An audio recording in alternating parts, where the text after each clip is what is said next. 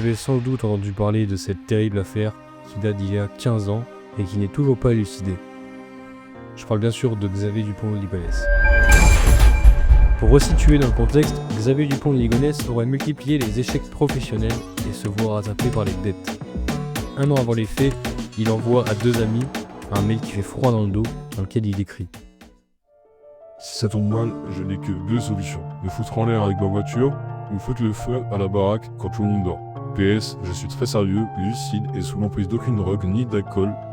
Je serai donc fin août ou début septembre au pied du mur avec une décision définitive à prendre, seul ou collectif.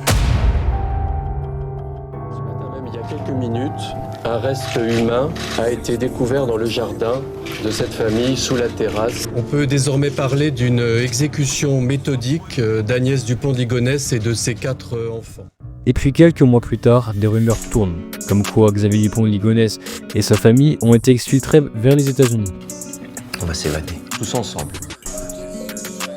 Et d'après les rumeurs, les corps retrouvés sous la terrasse pourraient ne pas être ceux d'Agnès et des enfants. Le 11 octobre 2019, à 20h44, le Parisien annonce que Xavier Dupont de Ligonnès aurait été arrêté à l'aéroport international de Glasgow, au Royaume-Uni. Mais rapidement, l'information réelle est qu'un homme soupçonné d'être Xavier Dupont de Ligonnès a été arrêté. La police française appelle à la plus grande prudence concernant l'identification du suspect. Mais beaucoup de journaux affirment que la personne arrêtée est bel et bien Xavier Dupont de Ligonnès. Mais les enquêteurs contredisent et indiquent qu'il est impossible que l'homme arrêté soit Xavier Dupont de Ligonnès. Le lendemain, le 12 octobre 2019, les autorités annoncent à 12h55 que l'homme arrêté n'est pas Xavier Dupont de Ligonnès. Et les empreintes ne correspondent que très partiellement. Les analyses ADN confirment définitivement l'erreur sur l'individu.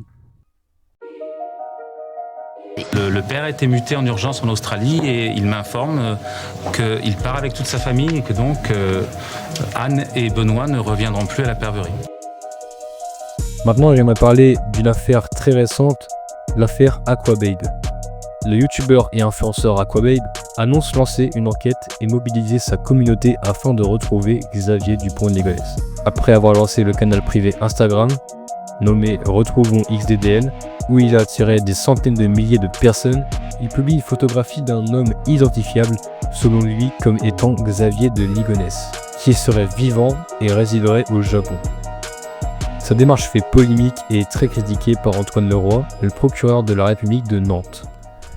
C'est la fin de cette vidéo, n'hésite pas à t'abonner et à liker, vous regardiez Code Noir.